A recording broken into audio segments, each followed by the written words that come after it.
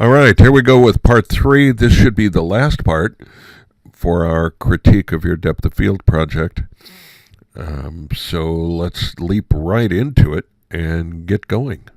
Okay, we have this nice shot, nice calm photograph of the wildflower out somewhere in the wild. The colors all work really well. The shallow depth of field works extremely well for you. The big question, of course, is where is the picture? And it's right in here. So do we need all of this, or could we make this a little stronger by concentrating some more on this area, especially this area where it's nice and sharp? And I think we could. So let's see what we can do quickly, if anything.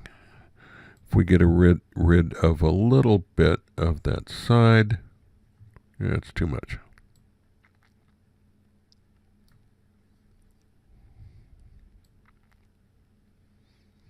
This is such a nice, strong movement in this direction. I don't want to halt it by having so much back here that you're wanting to look back that way. But I don't want to get rid of all of this because that provides a nice background.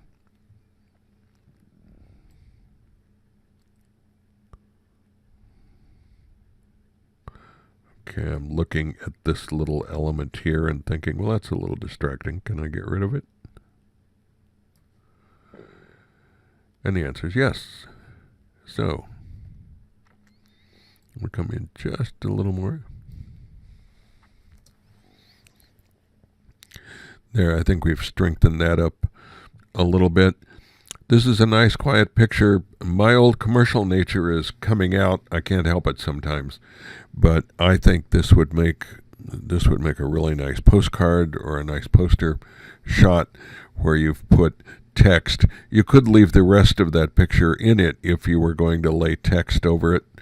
Some pithy little comment that this quiet scene was appropriate for. I think this is a shot with some commercial value. So, good job, and a nice job using the minimal depth of field. Another lakefront scene. Boy, I can almost feel the water pouring off of the side in this one.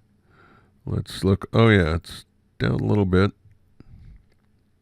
Really pay attention to these horizon lines. They are just deadly if you don't.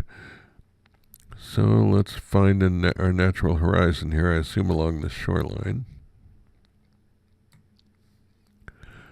We'll tell it to straighten. And it wasn't much. We can easily just crop this side. We don't have to rebuild anything. So we'll just come in from the side.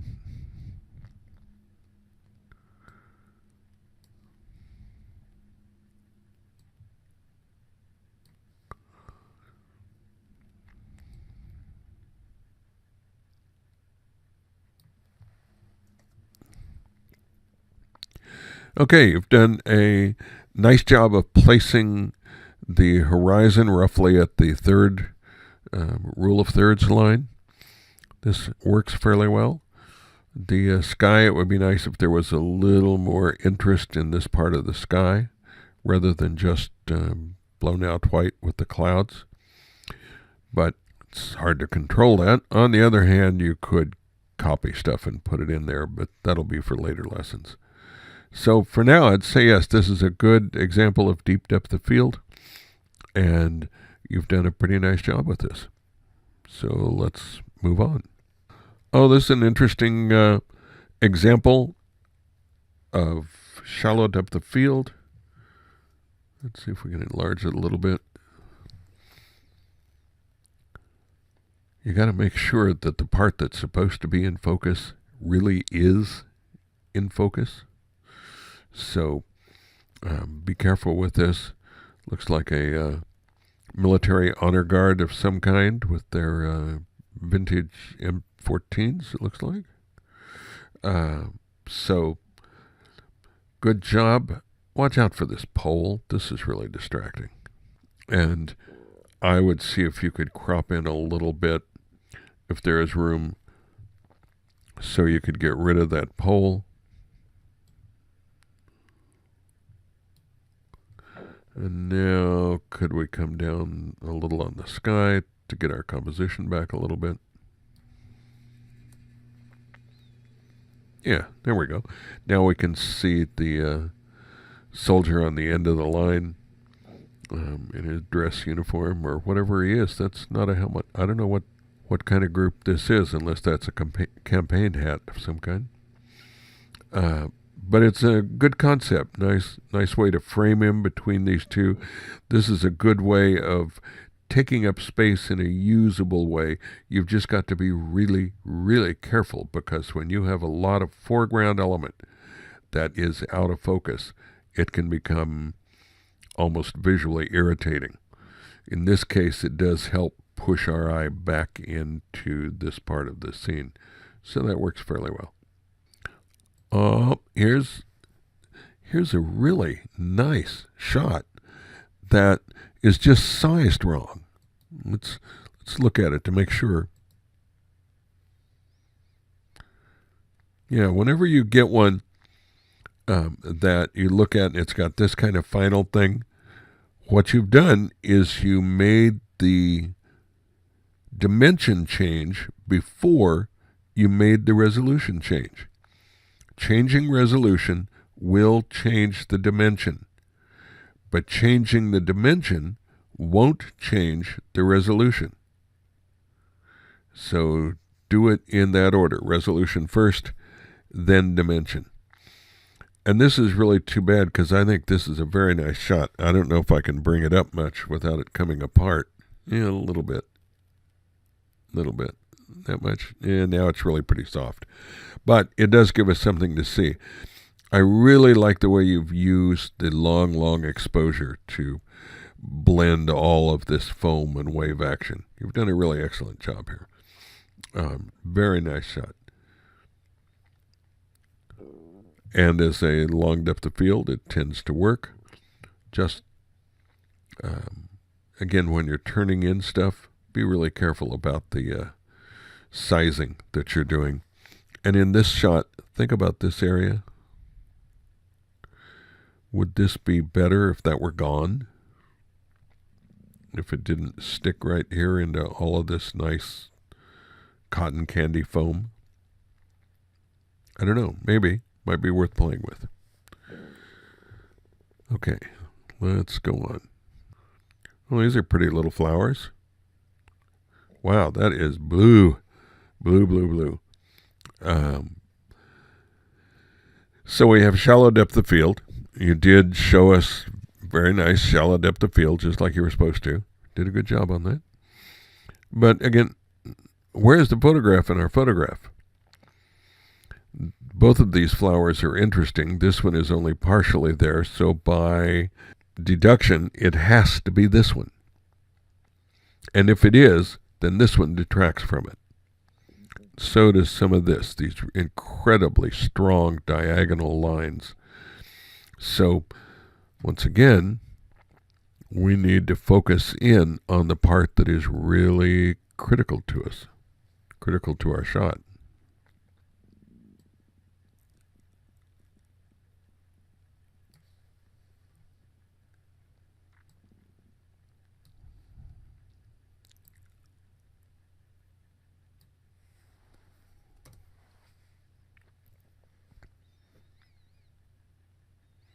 Now I would probably darken some of this background. Wow, this is such an intense blue. So I would probably crop in like this to help bring out this flower. It's too bad these leaves or petals or whatever they are over the flower. But it's so bright it doesn't make a huge difference. Good concept, very nice, shallow depth of field. And all of you need to think about this. We've done a lot of cropping during this critique. Start thinking about, where is the photograph inside my photograph? When you're looking at it through the viewfinder, go ahead. When you see the shot, you see the general area, go ahead and take it. Just get it out of your system. Go ahead and do it. But then really look at that image. That's one of the reasons why serious photographers almost always shoot with a tripod whenever they can, because it allows them to look at that shot and stand back from it for a moment and figure out where in what I'm seeing in my viewfinder is the real shot, and then be able to go back and dig it out of the area. So pay much more attention to that kind of thing. It'll really improve your photographs, make them a whole lot stronger. Oh, that's a nice catch. And very clever use of framing for the picture to get this shot. And it's pretty deep depth of field from this plant here all the way back into the buildings in the background. You've done an extremely nice job here. This is good work, especially catching the paddle border here. Now what we need for this shot is jaws coming up out of the water. Just to add a little sport to it. This guy is a little distracting. We really want to pay attention to this one because that's the one that you've perfectly framed. This guy, because he's broken up by the bushes, is a little more problematic. Now your timing is critical. Here's where you've got to make a decision. They're both moving, so you can't wait to do this shot until he gets out of it. You've got to catch him at the spot you did. You caught him in the perfect spot. So that means in post, you've got to do what you can to get rid of him. And I think the way probably to do that is to use the content-aware fill. So I'm going to try to bring this up a little in size, just so we can see things a little better. And now let's try this. Okay, so the first thing we're going to do is select it, and I'm going to use just the lasso tool. What I want to do is get as close to him as possible. So I give Photoshop as much data as I can about the background for it to work with. So we selected. I hit the delete key. I could go up to edit fill and do that, or I can hit the delete key, and I want this content aware. I've got other types I can use, but what I need here is content aware. Now I hit the OK button, and he's mostly gone. Now I can go in. I have to deselect that, so I'll do it the menu way, to menu deselect. Go into the spot healing tool.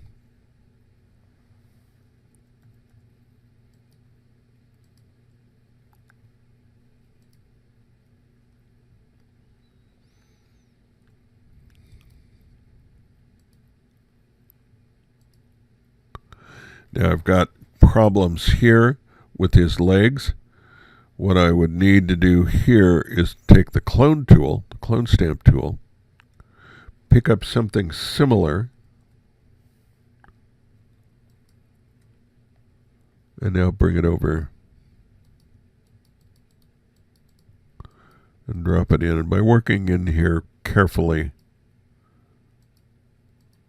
I can get rid of all that stuff. So he could be taken out without too much difficulty,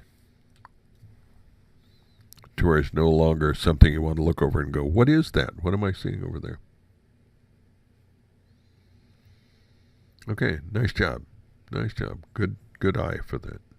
And here's the last shot that was turned in on time for this.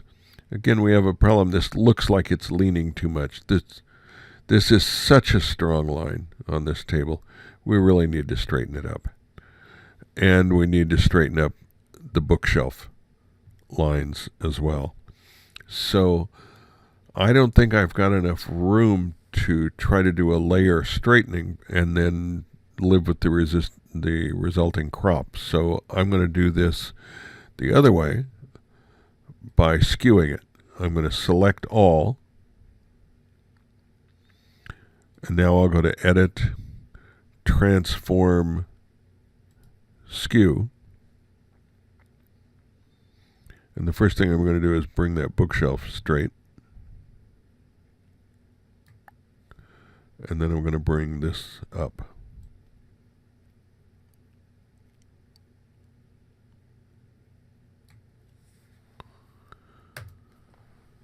We'll take that, deselect. And now I probably, unless I were putting words in here, if this were something I wanted to use, I would probably crop it.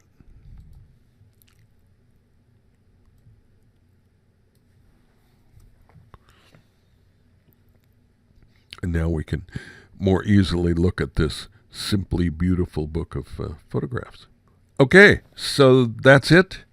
We'll be back with the next set of images you've turned in next week. And meantime, have fun. And remember, the main thing that came out of this critique, you guys did handle depth of field really pretty well. The main thing was to start looking for the photograph within your photograph and concentrating on that, getting rid of all of the distracting, all of the diluting elements, and concentrating on what really makes that shot powerful. You have some really good starting imagery. You just need to hone in on them a little bit. But that'll come. See you next time.